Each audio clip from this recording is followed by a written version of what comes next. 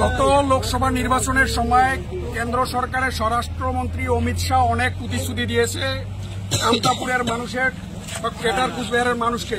এখানে 55 বার্মার 250 ফুট মূর্তি করা হবে, এখানে এইমস করা হবে, সেন্ট্রাল ইউনিভার্সিটি করা হবে, এ ধরনের অনেক প্রতিশ্রুতি দিয়েছে। নারায়ণী সেনা করা হবে, অনেক প্রতিশ্রুতি দিয়েছে। তারপরে বিভিন্ন সময় আমরা দেখতে পাচ্ছি বা আমাদেরকেও বিভিন্নভাবে কয়েছে যে আলাদা কেন্দ্রীয় শাসিত অঞ্চল হবে, অনেক উন্নয়ন হবে, এক্সক্লুসিভ ডেভেলপমেন্ট হবে, কিন্তু ভোট এসে গেল আজ পর্যন্ত কোনো একটা প্রতিশ্রুতি কার্যকারী করে নাই।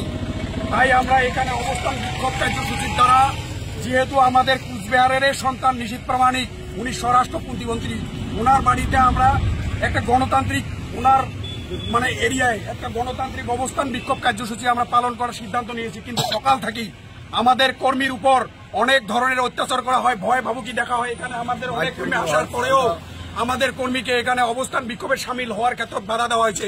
আমাদের ফ্ল্যাগ খুলি ফেলে দেওয়া হয় ওখান থেকে, আমাদের যে মাইক ছিল মাইক ছিনিয়ে নেওয়া হয়, আমাদের কর্মীর উপরে টর্চারিং করা হয়, অনেক গাড়ি আটকে দেওয়া হয়, আমাদেরকে ভয় ভাবুকি দিয়ে বিভিন্ন জায়গায় আমাদের গাড়ি আটকে দেয়। আমাদের কর্মীকে এখানে অবস্থান বিক্ষোভে সামিল হওয়ার কোনো সুযোগ দেয় নাই। একজন স্বরাষ্ট্র প্রতিমন্ত্রী উনি যদি ডেমোক্রেসিকে সম্মান জানাতে না জানে, তাহলে আমরা কিভাবে আমরা গণতন্ত্রের উপরে বিশ্বাসী হব? তাই আমরা ভারত সরকারকে আবেদন জানাতে চাই, এই ধরনের মন মানসিকতার মানুষকে যদি ওরা উচ্চ শিখরে বসায়, তাহলে আমরা কার কাছে ন্যায় চাবো?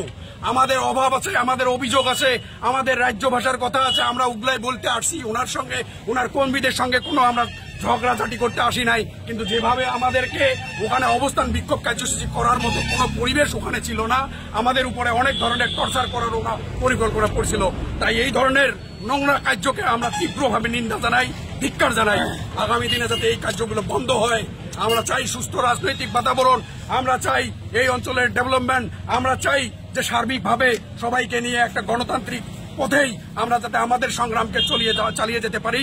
তাই আমরা এখানে আজকে শুধু ওনার কাছে আবেদন রাখার জন্য আসছি, কিন্তু আমাদের কোনো কথাই উনি শুনল না। উনি বাড়িতে থাকা সত্ত্বেও এইভাবে আমাদেরকে, আমাদের কর্মীর উপরে, আমাদের সমাজের উপরে রাজবংশী নাম ধরে এখানে অনেক বিজেপি কর্মী গালিগালাজ করছে বলে আমি শুনতে পাচ্ছি। এটাকে আমি তীব্রভাবে ধিক্কার জানাই। আপনার পরিচয়? Uttam Kumar Roy, general secretary, Kamtapur progressive party.